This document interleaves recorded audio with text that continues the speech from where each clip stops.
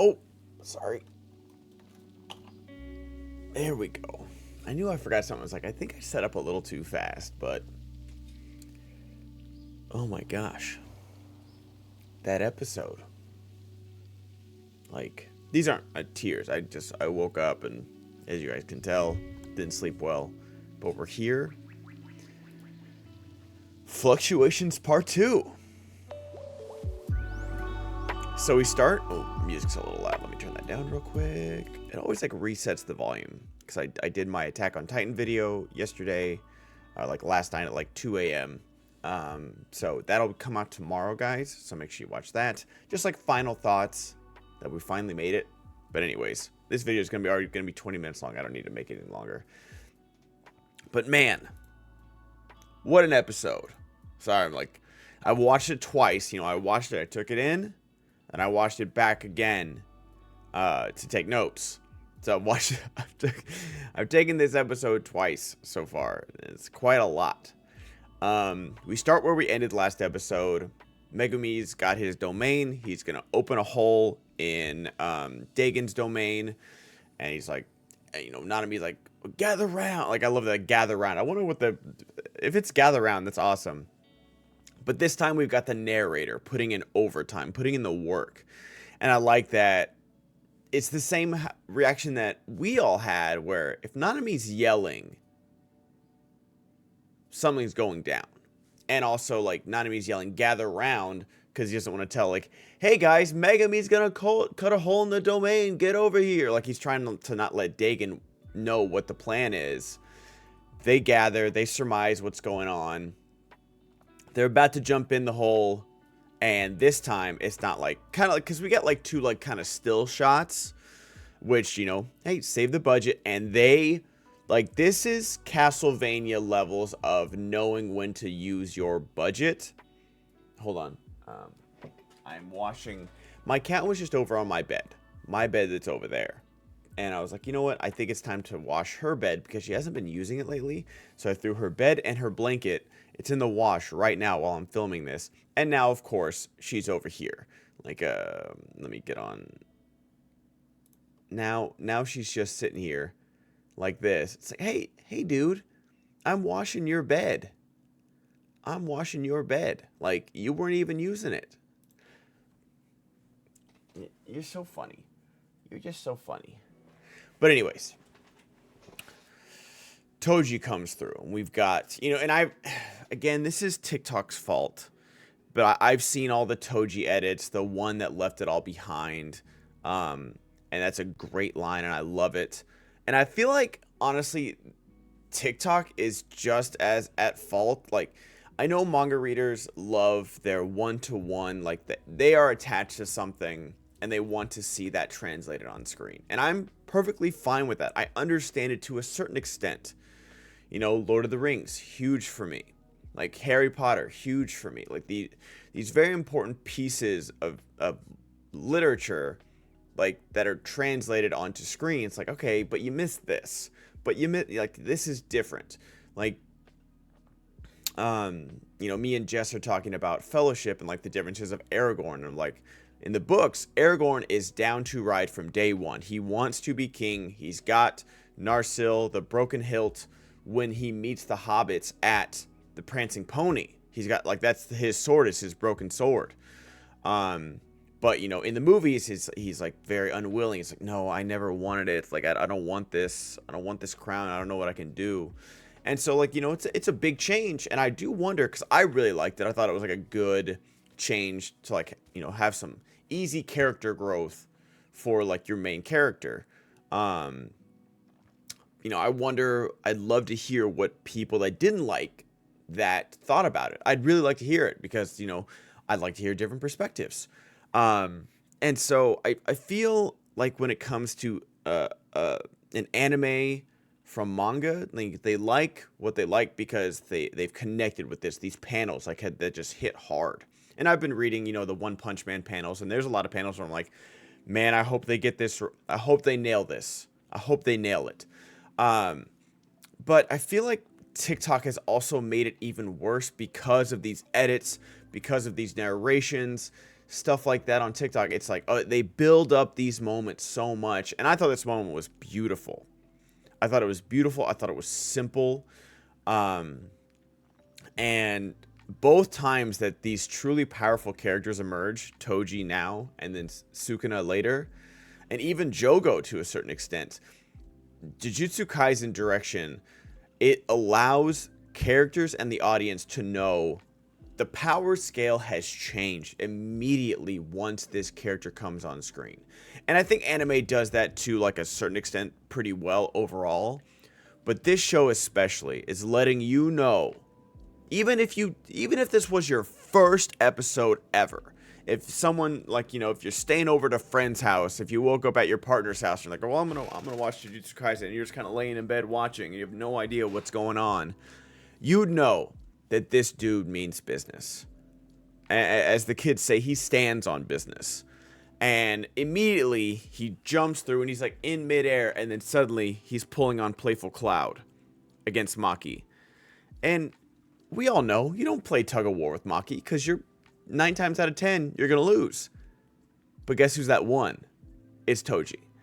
Not only does he win, he flings her off of it, and she can't even believe. She's like, that was not cursed energy. That was just strength. And that's what's the crazy part. He has no cursed energy. This is just strength. And takes Playful Cloud. And I'm not one to talk about ghosting or dimming. I'm no animation expert. I've noticed it a few times. This is the first time it's been really noticeable and really bad for me. Where this, and the only reason I say this is because even with the dimming, it's still like the animation is gorgeous. So I'm definitely going to buy the Blu-ray of this season to see it and it's how it was intended. Because this first hit where Dagon's like, oh, this guy has no cursed energy, not worth my time, and, you know, shoots an eel at him, and then Toji just a beautiful sound design, beautiful animation. And like I said, they saved their budget for this. Immediately just slaps Dagon with Playful Cloud. And now we're on. Credits roll. We go back in there, and Toji is giving, I'm not locked in here with you, you're locked in here with me energy. Like, it is insane, the beating he has given Dagon. Dagon has thrown every Shikigami he can at him. Little tiny fish, piranhas, sharks, those like bottom sea slugs, whatever they're called. I don't know what they're called, but we all know them. We're all terrified of them. With the shells, 2 giant ones. Doesn't matter. He's breaking out of all of it.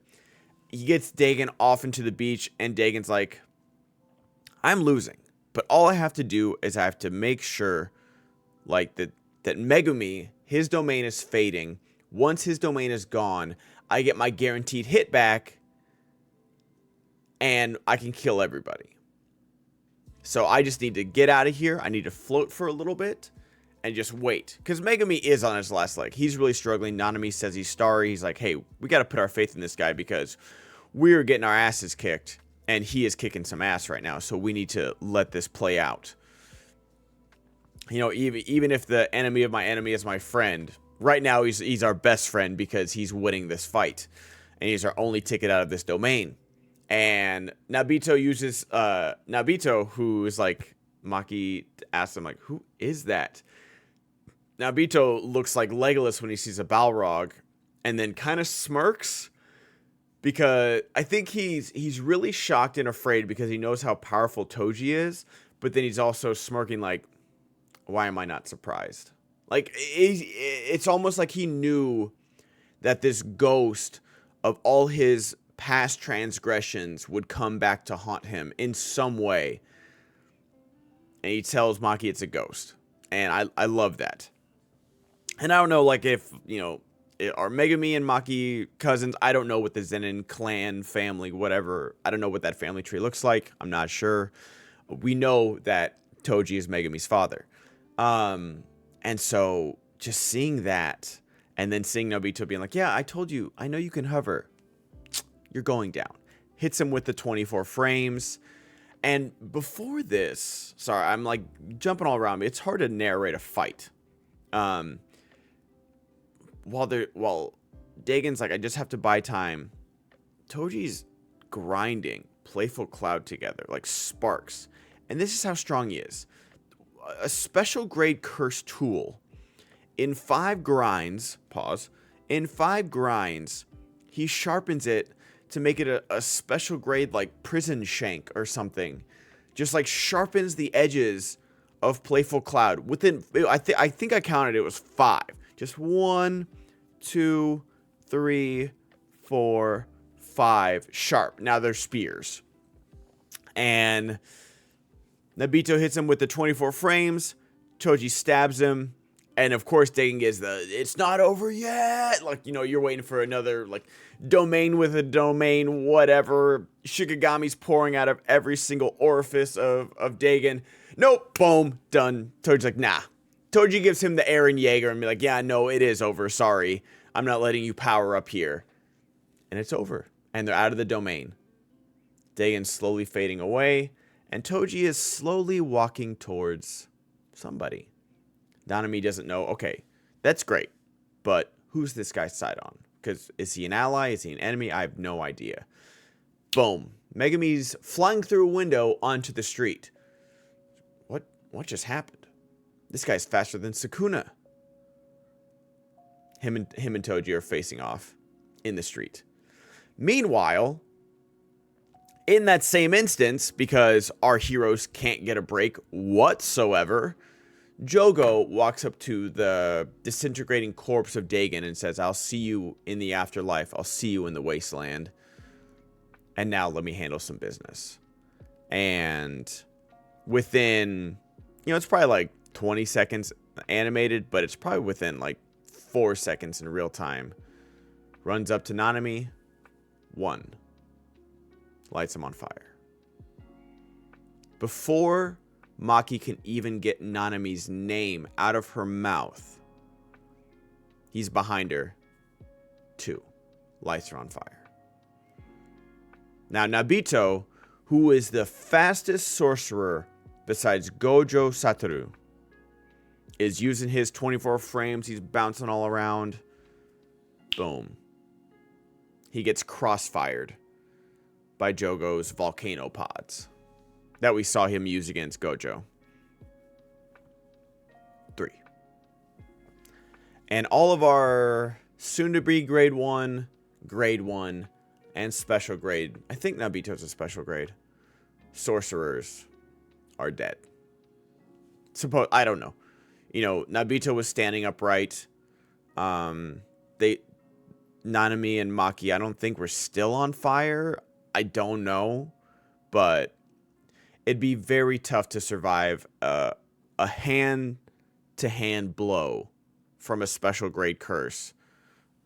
It'd just be tough to be lit on fire by anything, let alone a special grade curse. So I honestly don't know. And I'm pretty messed up about it because obviously, like, Maki and Nanami are some of my favorites.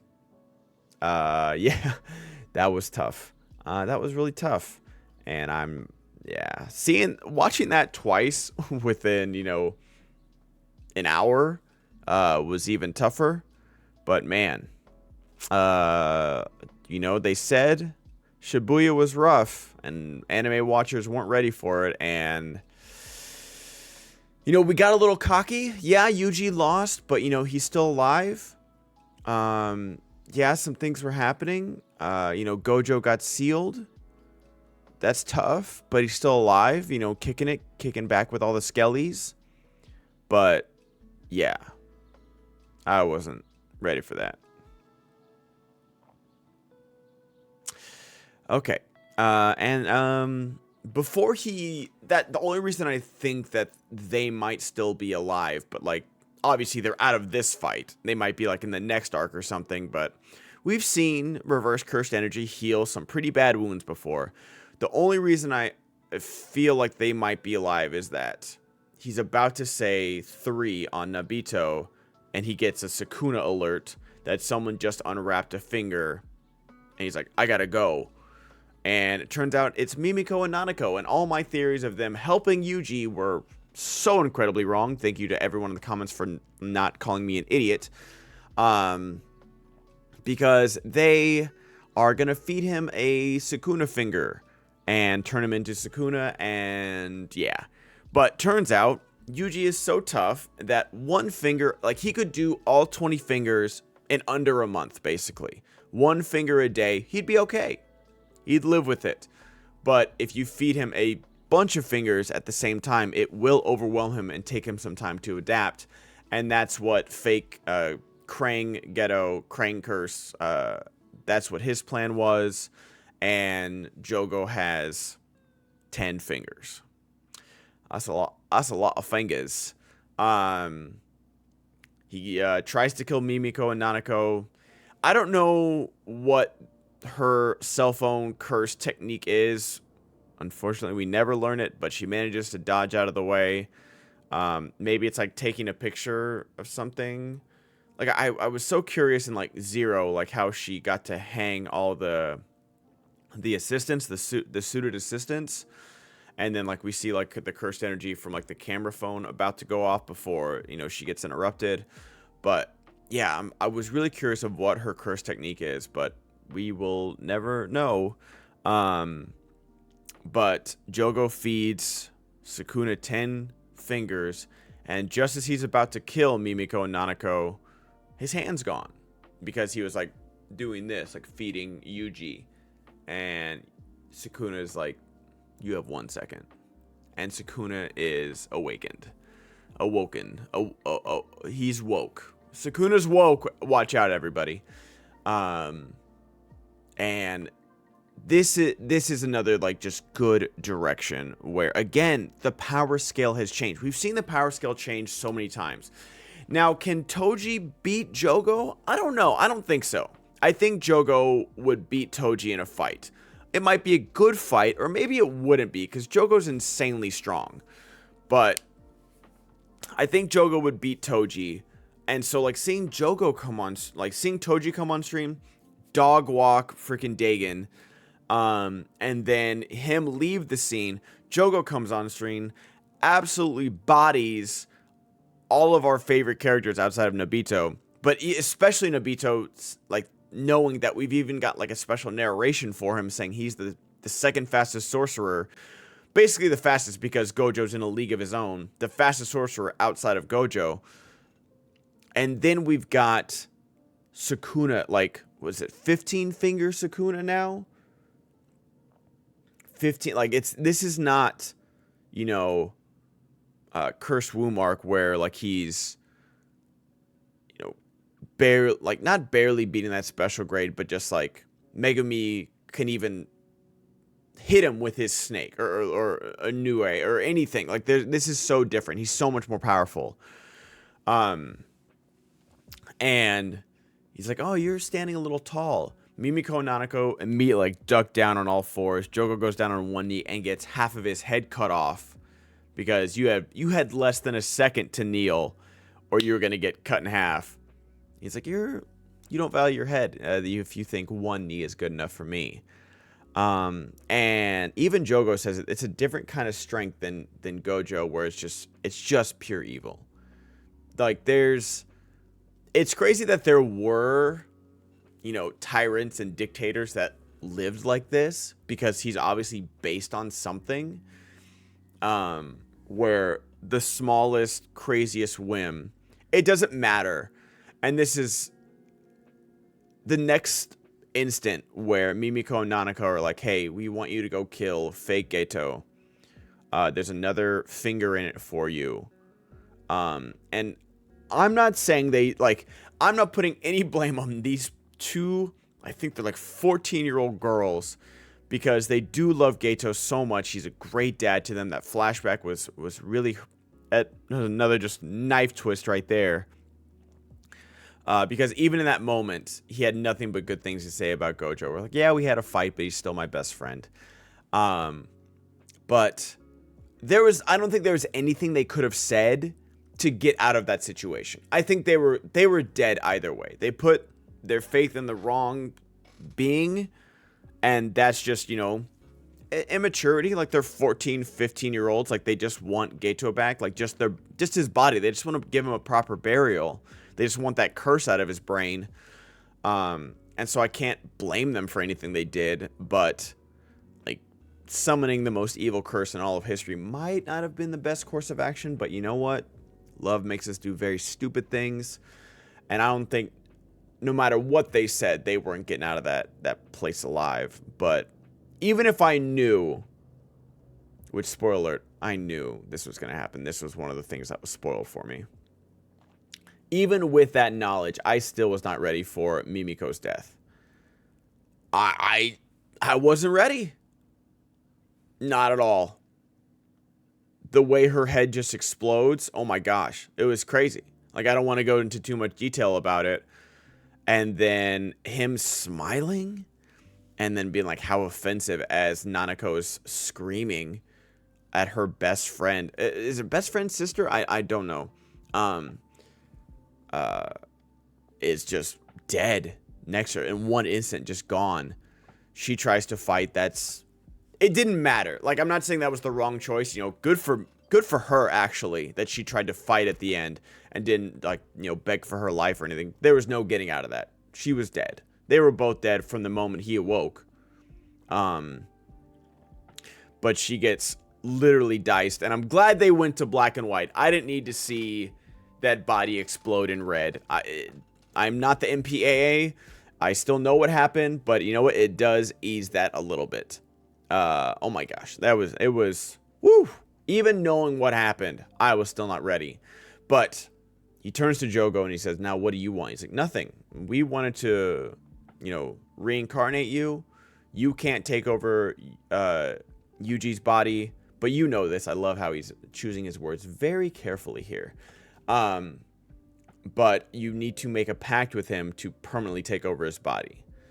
And that's all he says. Like, he doesn't ask for anything. He's like, I just, But Sukuna's like, I've got my own plans. But I'll make you a deal. If you land a single hit on me, we're going to fight. Because, like, I guess because he's bored? I don't know, man. Sukuna's you're never going to guess what he's going to do next. As apparent in this episode. I'll kill every single person in Shibuya. I'll do whatever you guys want me to do. I'll kill every single person except one. Now, is that one Yuji? Like the body he's in? Is he counting that? Or is it Megumi? Because I think it's Megumi. He is. Something about Megumi he wants. I don't know what it is, but he wants it. Sorry, I didn't mean to hit my mic. And that's where it ends, is Jogo's like, okay. Now I think Jogo's going to get his butt kicked, but I don't know, man. I'm not going to spoil anything because, like, I watched the coming up next, even though it's like, a chalk outline you can barely see. But man, what an episode, huh? What an episode. Oh my God, I'm not okay. Now I just have to go about my day, and then we've got Attack on Titan on Saturday. Like, I'm not gonna make it, y'all. I'm truly not going to make it. But I love you guys. Man. Yeah, that was tough. That was a tough episode, and I've heard that this is where the Shibuya incident actually starts, and I'm starting to believe people because we possibly just lost two main characters. I don't know who main characters. This cast is so big. It's like, Walking Dead or Game of Thrones, who's a main character. But I'd call Maki and Nanami main characters. Or, at the very least, fan favorites, as you can see with all the thirst traps from TikTok. But, good lord. Possibly lost two of them. Another strong sorcerer, Nobito. The only question I have is, I thought Yuji and Sukuna made a pact to where, like, if he takes over his body, he gets 1 minute and he can't kill anybody. That's apparently not true. I don't know if it has to be like a voluntary swap, like if Yuji's like, okay, you can come out, Sukuna, but apparently that's non-existent now, or maybe I misunderstood the pact, or maybe because they fought. I don't know. I don't know what the pact rules are, but I thought they had a pact, and so Sukuna couldn't do anything. Who knows? Who knows? I'm wrong. Have a good day, guys. Good lord, what an episode.